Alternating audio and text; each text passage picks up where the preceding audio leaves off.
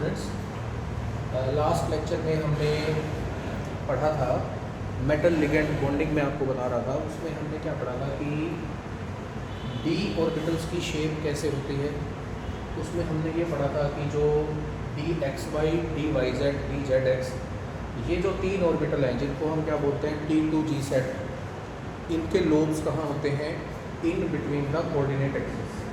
और दो ऑर्बिटल और होते हैं d x square minus y square और डी जेड स्क्वायर, इनको बोलते हैं ई जी सेट। इनके लोब्स कहाँ होते थे? Along the coordinate axis. एक तो हमने ये पढ़ा था। दूसरा मैंने आपको क्रिस्टल फील्ड थ्योरी के डिफरेंट पोस्टुलेट्स भी बताए थे कि क्रिस्टल फील्ड थ्योरी क्या बोलती है। लिगेंड्स पॉइंट चार्ज होते हैं, लिगेंड्स या तो एनायनिक होंगे या पोलर मॉलिक्यूल होंगे with their negative and towards the central metal. और फिर मैंने आपको ये भी बताया था कि सेंट्रल मेटल के डी ऑर्बिटल के अंदर जो इलेक्ट्रॉन होते हैं उनमें और लिगेंड्स के बीच में रिपल्शन होती है। देखो, लिगेंड्स बॉन्ड बनाने के लिए मेटल के क्लोज आएगा। जब मेटल के क्लोज आएगा तो लिगेंड का नेगेटिव एंड मेटल की तरफ जा रहा है। इधर मेटल के पास क्या है? डी ऑर्बिटल में इलेक्ट्रॉन्स हैं, तो इलेक्ट्रॉन पे भी कैसा चार्ज है? Negative charge. अब देखो, जितने मेटल और लिगेंड एक दूसरे के क्लोज आएंगे उतना स्ट्रॉन्गली वो एक दूसरे को रिपेल करेंगे। मतलब जितनी ज़्यादा अट्रैक्शन होगी between central metal and ligands, उतनी ही ज़्यादा रिपल्शन होगी किस में? Between the D orbital electrons and the ligands. तो जितनी ज़्यादा अट्रैक्शन उतनी ही ज़्यादा रिपल्शन। इस रिपल्शन की वजह से क्या होता है कि जो डी ऑर्बिटल्स होते हैं वो ऑलरेडी तो क्या होते हैं? D generate. डी जनरेट का मतलब जो 5 ऑर्बिटल्स हैं they are of equal energy, लेकिन ड्यू टू रिपल्शन जो डी जनरेसी है वो लॉस्ट हो जाती है, रिमूव हो जाती है और डी ऑर्बिटल्स स्प्लिट हो जाते हैं। 3 ऑर्बिटल एक सेट में हो जाते हैं और 2 ऑर्बिटल एक सेट में हो जाते हैं। इसको बोलते हैं क्रिस्टल फील्ड स्प्लिटिंग। अब यही स्प्लिटिंग हमें पढ़नी है ऑक्टाहेड्रल कॉम्प्लेक्सेस में। अब ऑक्टाहेड्रल कॉम्प्लेक्सेस क्या होते हैं? ML6 टाइप के जो कॉम्प्लेक्सेस होते हैं, मतलब जिसमें एक मेटल है और उसके सराउंडिंग में कितने लिगेंड्स होंगे? 6 लिगेंड्स होंगे, वो होते हैं ऑक्टाहेड्रल कॉम्प्लेक्सेस। तो हम ये देखते हैं कि जब लिगेंड्स अप्रोच करेंगे सेंट्रल मेटल को इन ऑक्टाहेड्रल कॉम्प्लेक्सेस तो कैसी स्प्लिटिंग होगी? देखो, ऑक्टाहेड्रल कॉम्प्लेक्स अगर मैं ड्रॉ करूँ, ये 6 लिगेंड्स हैं,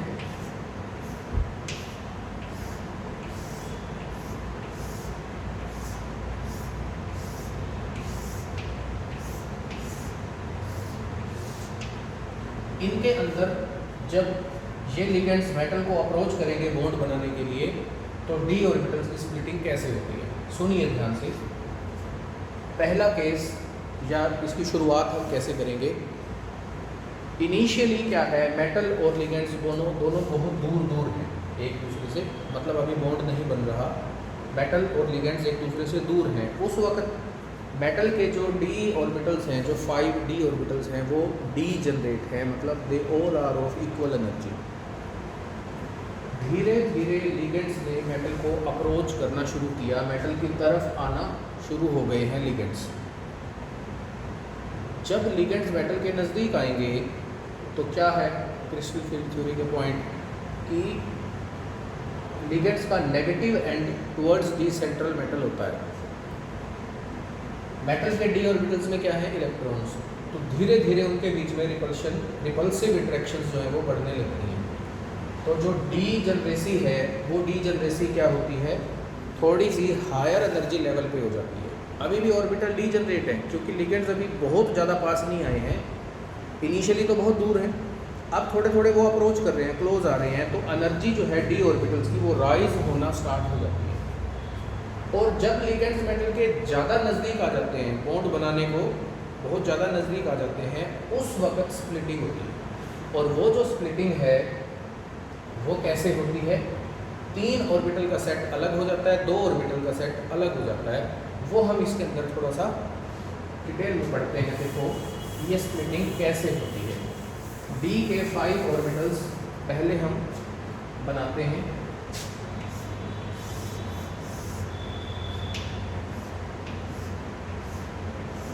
ये है D generate D orbitals. Central metal, इसके साथ मैं ब्रैकेट में लिख देता हूँ फ्री स्टेट। फ्री स्टेट का मतलब क्या है कि अभी मेटल और लिगेंड की बॉन्डिंग जो है वो नहीं हो रही, जब लिगेंड और मेटल दूर दूर हैं। ये डी के 5 ऑर्बिटल हैं। धीरे धीरे लिगेंड्स ने जब अप्रोच करना शुरू किया तो ये 5 ऑर्बिटल्स यहाँ पहुँच गए और इसको मैंने लिख दिया degeneracy at higher energy level. जो मैं आपको बता रहा था कि मेटल के जो ऑर्बिटल्स हैं वो डीजनरेट हो जो है वो थोड़े से उनकी एनर्जी अप हो जाएगी। देखो यहाँ और यहाँ में ये फ़र्क हो गया। अब जब लिगेंड मेटल के क्लोज आगे काफ़ी ज़्यादा मतलब बॉन्ड बनेगा, उस सिचुएशन में मैंने आपको क्या बोला कि 3 ऑर्बिटल अलग हो जाते हैं, 2 ऑर्बिटल अलग हो जाते हैं। वो सिचुएशन क्या है, 5 जो ऑर्बिटल्स हैं वो 2 के सेट में स्प्लिट हो जाते हैं।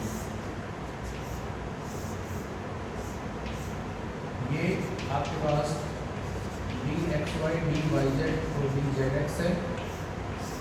ये आपके पास dx² माइनस y² और ये dz²। ये t2g सेट है, ये eg सेट है और इसको यहाँ से ये जो बीच की लाइन है इसको बैरी सेंटर बोलते हैं या सेंटर ऑफ ग्रेविटी। अब देखो क्वेश्चन ये है कि ये जो स्प्लिटिंग है इसमें इन तीनों की एनर्जी कम हुई है, इन दोनों की एनर्जी ज़्यादा हुई है। ऐसा क्यों हुआ? ये दोनों नीचे नहीं आए, ये 3 ऊपर नहीं गई। देखो 5 ऑर्बिटल्स हैं, इनको 3+2 2 सेट में डिवाइड होना है। एक सेट 3 ऑर्बिटल का, एक सेट 2 ऑर्बिटल का। 3 ऑर्बिटल का जो सेट है T2G सेट, उसको मैंने लोअर एनर्जी पे शो किया और 2 ऑर्बिटल वाला जो सेट है उसको अपर या हायर एनर्जी पे शो किया। मैं ये बोल रहा हूँ कि मैंने ऐसा ही क्यों किया, मैंने इन दोनों को नीचे और इन 3 को ऊपर क्यों नहीं किया? इसके अपोजिट तब भी तो 3 और 2 का ही सेट बनता, अब भी जैसे 3 का और 2 का सेट बन रहा है। ये चीज़ किस बात पे डिपेंड करती है? इसका रीज़न क्या है? ये चीज़ इस बात पे डिपेंड करती है कि लिगेंड्स के अप्रोच करने की डायरेक्शन क्या है। जो लिगेंड्स सेंट्रल मेटल को अप्रोच कर रहे हैं वो 2 तरीके से आ सकते हैं। पहला तो आ सकते हैं अलोंग द कोऑर्डिनेट एक्सिस, दूसरा आ सकते हैं in between the coordinate axis. ध्यान से समझिए, लिगेंड्स मैंने कहा मेटल को अप्रोच कर रहे हैं बॉन्ड बनाने के लिए, कॉम्प्लेक्स बनाने के लिए। तो लिगेंड के आने की डायरेक्शन, लिगेंड्स के अप्रोच करने की डायरेक्शन क्या हो सकती है? इधर अलोंग द कोऑर्डिनेट एक्सिस और इन बिटवीन द कोऑर्डिनेट एक्सिस, ये 2 हो सकती हैं। अब आप फिर से डी ऑर्बिटल की शेप अपने दिमाग में लेकर आओ। देखो यहाँ से मैं इसको इरेज कर रहा हूँ, ये डायग्राम जो है वो हमारे पास बना रहेगा। अब आप ध्यान से समझो जरा, मैं यहाँ पे 2 ऑर्बिटल ड्रा करके दिखाता हूँ आपको। जैसे सपोज कर लो ये एक्स और वाई एक्सिस है, इसकी लोब जो है वो मैंने इन बिटवीन द एक्सिस बनाई है, तो ये हो गया आपका dxy।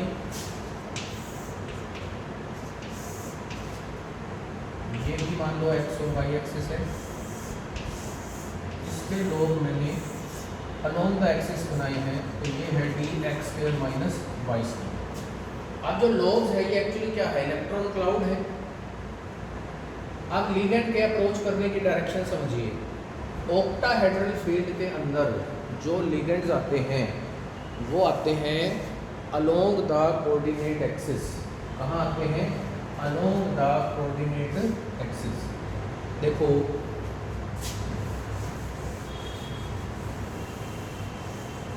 अलोंग द एक्सिस आने का मतलब क्या है? ये देखो, ये लिगेंड हो गया, वो यहाँ से आ रहा है, और ऐसे ही इधर ये लिगेंड हो गया, ये यहाँ से आ रहा है।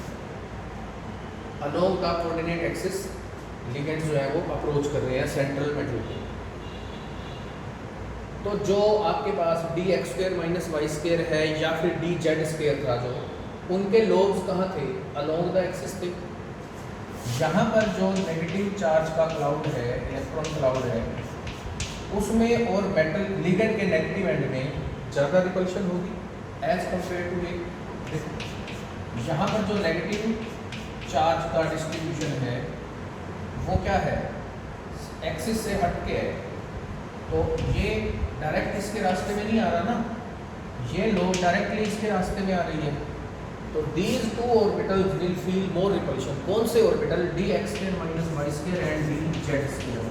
एक्सियल ऑर्बिटल्स हैं जो, जिनकी शेप अलोंग द एक्सिस है, उनमें ज़्यादा रिपल्शन होगी। जब ज़्यादा रिपल्शन होगी तो इनकी एनर्जी राइज कर जाएगी, इसलिए मैंने इनको क्या बनाया? ऊपर बनाया, और इन तीनों को नीचे बनाया, क्योंकि इन तीनों के लोब, इन कौन से? D x x y, d y z और डी जेड एक्स, इन तीनों के लोब्स हैं जो, वो कहाँ हैं? इन बिटवीन द एक्सिस हैं। और लिगेंड्स कहाँ से आ रहे हैं? Along the axis. तो दोनों में दूरी है, लिगेंड का रास्ता ये है और लोब्स कहाँ है? यहाँ। ये दूर है इससे, इसलिए इनको रिपल्शन कम लगेगी। ये लोब और ये लिगेंड डायरेक्टली एक दूसरे को अप्रोच कर रहे हैं, क्लोजली अप्रोच कर रहे हैं, इसलिए इन दोनों को रिपल्शन ज़्यादा लगेगी। ये स्प्लिटिंग पैटर्न है इसका। समझ में आया? ये है आपके पास ऑक्टाहेड्रल फील्ड की स्प्लिटिंग। उसके बाद हम देखते हैं कि ऑक्टाहेड्रल फील्ड में अब हम इलेक्ट्रॉन्स की फिलिंग करते हैं। ध्यान से समझना, डिफरेंट कॉन्फ़िगरेशंस में डी ऑर्बिटल्स में इलेक्ट्रॉन की फिलिंग करते हैं और CFSE निकालते हैं, क्रिस्टल फील्ड स्टेबलाइजेशन एनर्जी।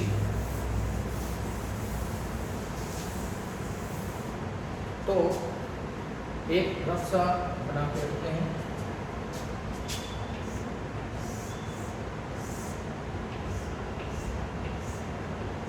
ये जैसे 5 ऑर्बिटल्स हैं, ये स्प्लिट हो रहे हैं 3 ऑर्बिटल्स और 2 ऑर्बिटल्स में। This is your D2G set, this is your EG set. Barycentre से,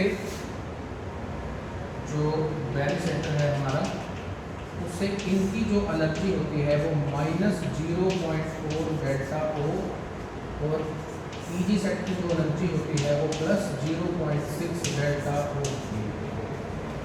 डेल्टा O क्या है? Crystal field stabilisation energy in octahedral field. अब आपके पास D1 कॉन्फ़िगरेशन है, देखो ध्यान से देखो, D1। तो ये हो गया पहला इलेक्ट्रॉन। अब ये इलेक्ट्रॉन आपको यहाँ शो करना है, तो ये ऑर्बिटल देखो लोअर एनर्जी के है, ये हायर एनर्जी के है। तो फिलिंग का रूल क्या है कि सबसे पहले लोअर एनर्जी के ऑर्बिटल्स फिल करते हैं हम, फिर उसके बाद हायर एनर्जी के। तो पहला इलेक्ट्रॉन आपका आ गया यहाँ पे। तो जो D1 कॉन्फ़िगरेशन है वो क्या बन गई? T2G1 EG0। मतलब T2G सेट में एक इलेक्ट्रॉन है, EG सेट में कोई इलेक्ट्रॉन नहीं है, ये खाली है। और इसकी CFSE crystal field stabilisation energy क्या हुई? कितने इलेक्ट्रॉन है? 1। इसको मल्टीप्लाई कर दो एनर्जी से -0.4, तो ये आ गया -0.4 डेल्टा O। ऐसे ही आपके पास 2 इलेक्ट्रॉन हो जाए, D2 कॉन्फ़िगरेशन हो जाए, तो दूसरा यहाँ। अब दूसरा इलेक्ट्रॉन कहाँ जाएगा? नेचुरल बात है कि अभी तो यहाँ जगह है बड़ी, तो कॉन्फ़िगरेशन क्या हो गई? T2G2 EG0। तो CFSE क्या हो गई? 2 से मल्टीप्लाई कर देंगे तो ये -0.8 डेल्टा O। ऐसे ही D3। अब D3 में क्या होगा? तीसरा इलेक्ट्रॉन भी यहाँ, क्योंकि आपने ये भी पढ़ा है, हुन्स रूल बोलता है कि पेयरिंग तब तक नहीं होगी जब तक सिंगल सिंगल इलेक्ट्रॉन नहीं आता डी जनरेट सेट के केस में।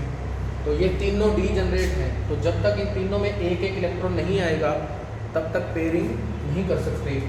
तो T2G3 EG0 ये आ गया आपके पास -1.2 डेल्टा O। ये D3 तक का केस हो गया, समझ में आएगा? अब हम इसके बाद क्या करते हैं? D4 पे चलते हैं। D4 यदि 4 इलेक्ट्रॉन्स हो जाएं तो क्या होगा? ध्यान देना जरा, ये मैं इरेज कर रहा हूँ। 4 इलेक्ट्रॉन्स के केस में आपके पास क्या होगा? D4 कॉन्फ़िगरेशन आ गई, 4th इलेक्ट्रॉन। अब आपके पास दो चॉइसेस है, ध्यान देना।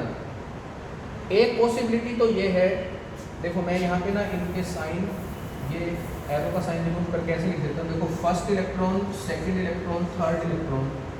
एक पॉसिबिलिटी तो ये है कि 4th इलेक्ट्रॉन यहाँ आ जाए, या ऐसे समझो चलो भाई फर्स्ट, सेकंड, थर्ड और फोर्थ यहीं पेयर हो जाए, मतलब T2G में हो जाए 4 और EG में रहे 0। दूसरी पॉसिबिलिटी क्या है कि एक इलेक्ट्रॉन तो यहाँ ऑलरेडी था, चौथा इलेक्ट्रॉन EG में चला जाए, T2G में हो जाए 3 और EG में हो जाए 1। तो जब इलेक्ट्रॉन नीचे पेयर हो जाता है, T2G में ही पेयर हो जाएगा, जो फर्स्ट केस है, इसको हम बोलते हैं लो स्पिन कॉम्प्लेक्सेस। क्या बोलते हैं? लो स्पिन। और इसको क्या बोलते हैं? हाई स्पिन कॉम्प्लेक्सेस, जब ऊपर चला जाएगा इलेक्ट्रॉन। अब ये लो स्पिन बनेगा या हाई स्पिन बनेगा, ये डिपेंड करता है लिगेंड फील्ड स्ट्रेंथ पे। अगर लिगेंड मेटल को बहुत क्लोजली अप्रोच करता है, ध्यान से समझो ये पॉइंट, अगर कोई लिगेंड स्ट्रॉन्ग फील्ड लिगेंड है, मेटल को बहुत स्ट्रॉन्गली अप्रोच कर रहा है, मतलब जितनी ज़्यादा अट्रैक्शन उतनी ज़्यादा रिपल्शन, तो T2G और EG का जो गैप है वो क्या हो जाएगा? ज़्यादा हो जाएगा। ऐसे समझ के बात। ये 5 ऑर्बिटल है, जैसे मेरे हाथ हैं, ऐसे समझो। इन 5 ऑर्बिटल्स को आपने यूँ स्प्लिट करना है।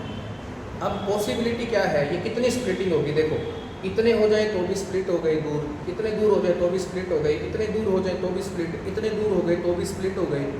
लेकिन इनके बीच का जो एनर्जी गैप है वो कितना होगा, वो डिपेंड करता है लिगेंड के ऊपर, लिगेंड की फील्ड स्ट्रेंथ। अगर कोई लिगेंड बहुत स्ट्रॉन्ग फील्ड स्ट्रेंथ का है, बहुत स्ट्रॉन्ग लिगेंड है, तो वो मेटल को बड़ा इफेक्टिवली अप्रोच करता है। इफेक्टिवली अप्रोच करेगा तो इसके बीच का एनर्जी गैप बढ़ा देगा। जब ये दोनों ऑर्बिटल यूँ दूर दूर हो जाएंगे तो इलेक्ट्रॉन ऊपर जाएगा तो ज़्यादा एनर्जी, नीचे रहेगा पेयर करके तो स्टेबल रहेगा, तो इलेक्ट्रॉन नीचे पेयर होना पसंद करता है, तो ये बनते हैं लो spin complexes in case of strong field ligands. और यदि लिगेंड वीक है, उसने क्या किया, इसको थोड़ा सा स्प्लिट किया, अब इलेक्ट्रॉन ऊपर भी बड़े आसानी से जा सकता है क्योंकि गैप जो है वो कम है। तो हम इसको कैसे शो करते हैं? लो स्पिन कॉम्प्लेक्स कब बनते हैं? When delta O is large as compare to pairing energy. P का मतलब पेयरिंग एनर्जी। जब स्प्लिटिंग ज़्यादा होगी, पेयरिंग एनर्जी कम होगी, तो इलेक्ट्रॉन पेयर होना पसंद करेगा। हमेशा लो एनर्जी ही फेवरेबल कंडीशन होती है। और हाई स्पिन कब बनेंगे? When delta O is less and pairing energy is high. तो इलेक्ट्रॉन पेयर होगा तो एनर्जी ज़्यादा, अगर ऊपर चला जाएगा तो कम, तो इसका मतलब फिर वो हाई स्पिन कॉम्प्लेक्स बनेगा। अब इनकी एनर्जी निकालनी है। देखो T2G में कितने इलेक्ट्रॉन है? 4। इस तरफ लिख रहा हूँ, इसकी एनर्जी कितनी हो गई? 4 × -0.4 मतलब -1.6 डेल्टा O। और इसकी कितनी हो गई? 3 तो हो गई T2G में, -1.2 प्लस 1 हो गया EG में 0.6, तो ये कितना हो गया? -0.6 डेल्टा O। अभी तक मैंने इसके अंदर P नहीं लिखा, पेयरिंग नहीं लिखी, जो मैंने किया था उसमें। रीज़न क्या है पेयरिंग क्यों नहीं लिखी? क्योंकि देखो यहाँ पर तो पेयरिंग है नहीं ना अभी तक। D4 है, 1 2 3 4 अनपेयर्ड ही है ये। आपकी बुक में हो सकता है लिखा हुआ हो, ठीक है। अगर आप अपनी बुक के अकॉर्डिंग चलो तो आपको यहाँ पर E लिखना पड़ेगा, भाई एक इलेक्ट्रॉन पेयर हुआ। लेकिन यहाँ पर देखो पेयरिंग नहीं है। पेयरिंग कहाँ से शुरू होगी? D6 से स्टार्ट होगी, ठीक है। अब हम करते हैं D5 का केस। जैसे ये D4 था, ऐसे ही D5। तो लो स्पिन हाई स्पिन यहाँ भी 2 ही केस बनेंगे। D5 में भी 2 केस। 5th इलेक्ट्रॉन यहाँ आ गया।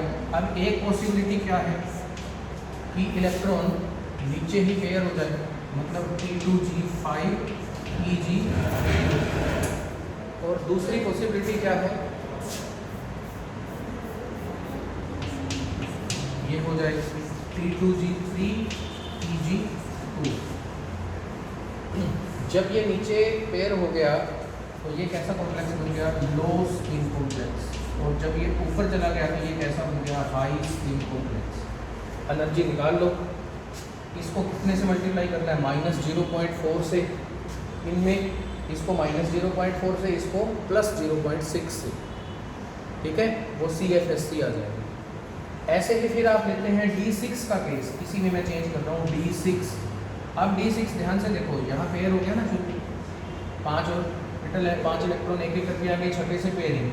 तो एक पॉसिबिलिटी तो ये बनती है कि 1 2 3 T2G पूरी तरह से भर जाए, T2G में हो जाए 6 इलेक्ट्रॉन, Tg में 0। दूसरी पॉसिबिलिटी क्या बनती है कि पहले 1 2 3 4 5 और फिर छठा, तो T2G में हो जाए 4, Tg में हो जाए 2, ठीक है। अब जो T2G6 है ना, इसके अंदर हम क्या शो करेंगे, 1 पेयर शो करेंगे। देखो 6 इंटू -0.4, तो -2.4 डेल्टा O प्लस में पेयरिंग, और T2G4 और Eg2 करोगे तो T2G4 में कितना आया, 4 इंटू -0.4 प्लस 2 इंटू +0.6, तो ये आ गया -0.4 डेल्टा। मल्टीप्लाई करके बस आपको एनर्जी निकालनी। इसी तरीके से D7 के केस बनेंगे, D7 के D8 होगा जो, उसमें एक ही केस बनेगा, D9 में भी एक ही केस बनेगा, D10 में भी एक ही केस बनेगा। तो इस तरीके से आप क्या कर सकते हैं, इनकी CFSC भी निकाल सकते हैं, ठीक है। ये आपका फर्स्ट टॉपिक था स्प्लिटिंग का, ऑक्टाहेड्रल फील्ड का। बाकी फिर हम नेक्स्ट लेक्चर में कंटिन्यू करेंगे। Thank you.